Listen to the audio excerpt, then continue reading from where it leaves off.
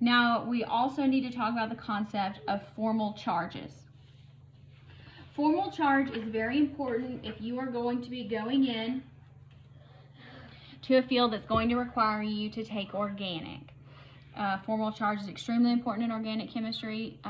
We'll talk about it some also in 180, but it is a skill that you definitely need to know how to do. So what is formal charge? It is the charge that an atom would have if all the bonding electrons were shared equally. So when you do formal charge, the first thing you do is you draw the Lewis structure first, or structures if it has resonance. So that's the first thing you want to do. Turn the page. Once you have drawn your Lewis structure correctly, you calculate the formal charge. And it is the number of valence electrons. This is a formal charge of each atom. So it's the number of valence electrons that this particular atom brought into the Lewis structure. And then you minus, so you subtract the number of electrons that it has. So when an atom has, what it has is it has all of its non-bonding, so all of its lone pairs. So lone pairs, because those belong to it exclusively. And it has half of its bonding electrons. So this is another way to calculate it, the formal charge for each atom. Now you have to do this when you're assigning formal charges, you do it for each atom in the structure. It's the should minus the has. So how many should it have? An electron actually should have, so if it's nitrogen, nitrogen comes in with 5. Okay? So this is just an example. So nitrogen should have 5.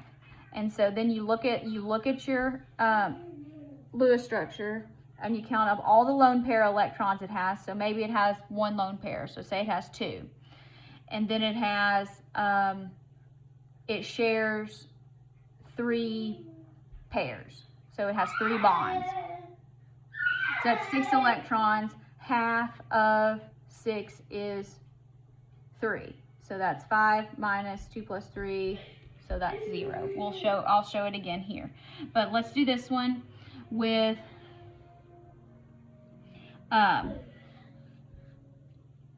hydrogen fluoride.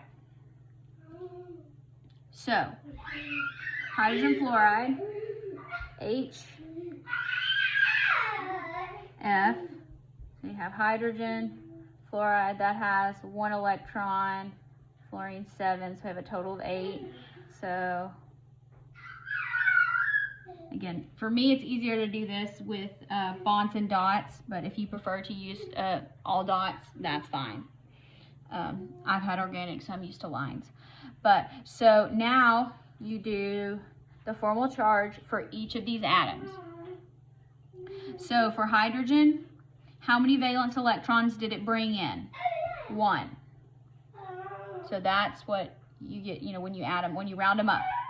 How many non-bonding electrons does it have? Does this hydrogen have any non-bonding electrons? No, it does not. So here, this tells us our valence, and we're going to subtract the non-bonding. Now we're going to subtract half of how many are in a bond? These 2. So half of 2, which is 1. So 1 minus 0 is still 1. And then 1 minus 1 is 0. So its formal charge is 0. For fluorine. Fluorine has 7 that it brought in. And in this structure it has 1, 2, 3, 4, 5, 6 lone electrons, 3 lone pairs. And then it's sharing 2. So half of 2 is 1. So 7 minus 6 minus 1 is also 0. So you put a 0. Make sure your 0 doesn't look like a dot. So that was pretty easy, and you're gonna say, well, what's the point of that? Let's make it a little bit harder, because that's what I do. So when you have HCN, now this is one that you might have done, and I drew it this way, conventionally, with HCN. Okay, so hydrogen has 1, carbon has 4, nitrogen has 5.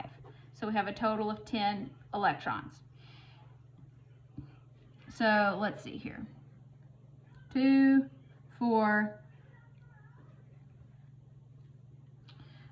6, 8, 10. I can tell you that's how that's going to work out. But some of you might have said, well, why is the C in the middle? I want to put the N in the middle.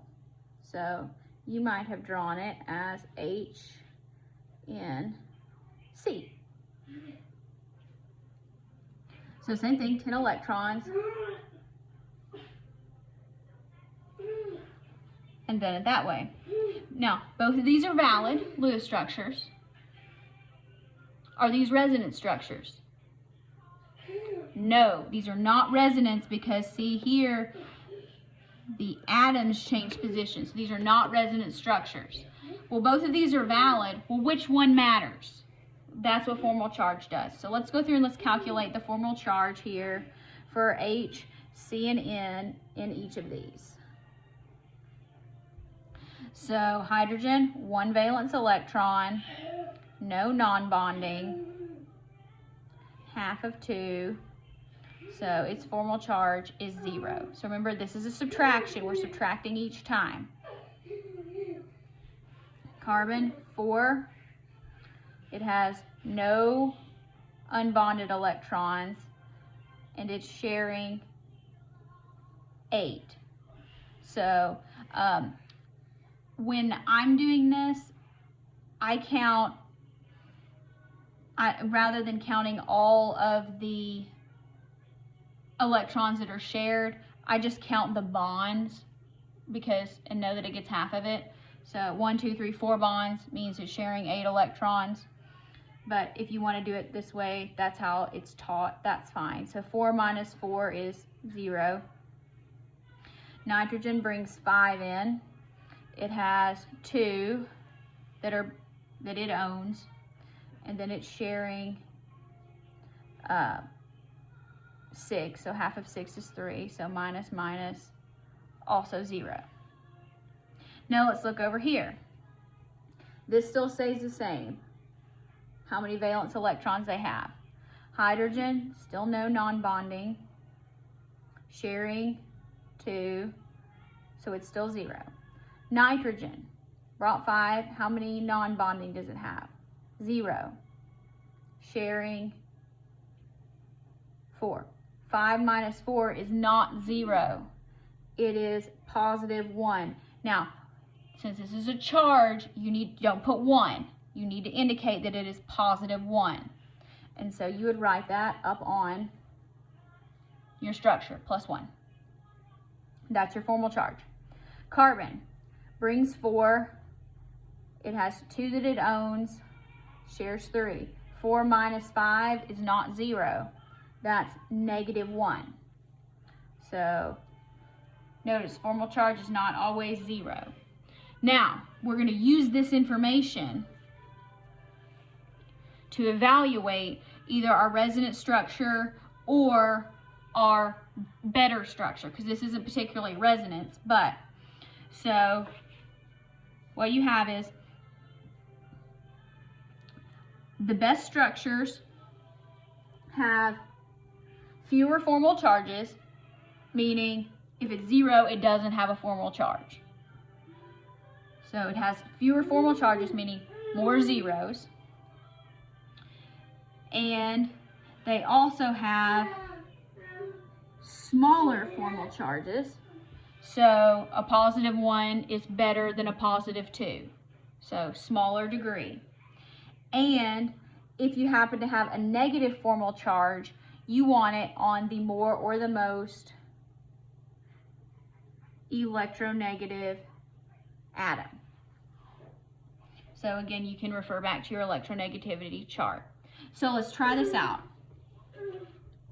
Because to some degree, this molecule does exist in the structure, but it's not very stable. So it's going to reorient itself back this way because this is the most stable form. Now, so here we have OCN, that's a minus, so -1. Well, let's just start drawing it. OCN. All right, so O6, C4, N5, 15 plus 1 is, so we got 16 electrons. So here we have 2, 4,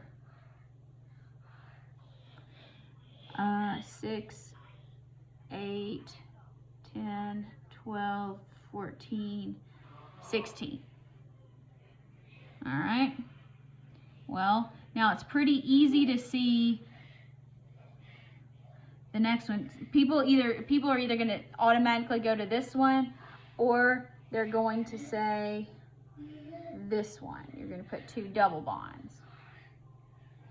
And again, all of these are valid structures. We're just going to draw them, and then we're going to evaluate. Oh, I did that wrong. Forget that. OCN.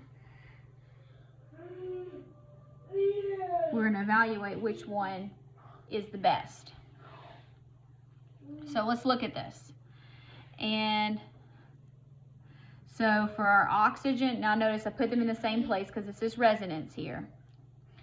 So oxygen brings in 6. Here it owns 6. And then it has 1. So minus, minus. So it's a -1. Carbon brings 4, owns none, shares, or half of its bonded ones, so it's 0. Nitrogen brings 5, owns 2, shares 3, it's 0. Over here, oxygen brings 6, owns 4, shares 2, so it's 0. Carbon.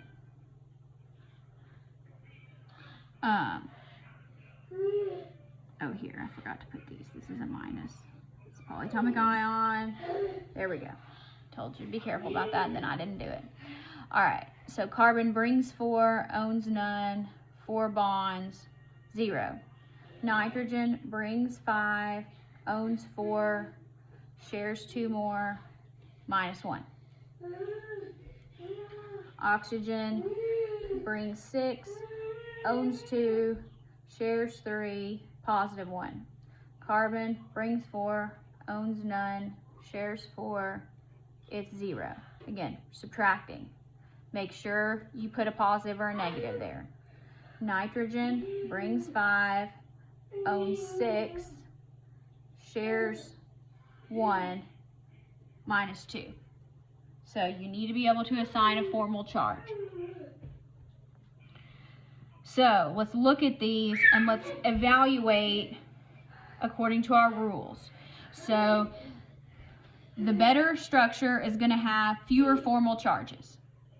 So it looks like all of these have at least one atom that has a charge that's not 0. And then there's this one, and it has 2. So we're going to kind of eliminate it so it's going to be between these.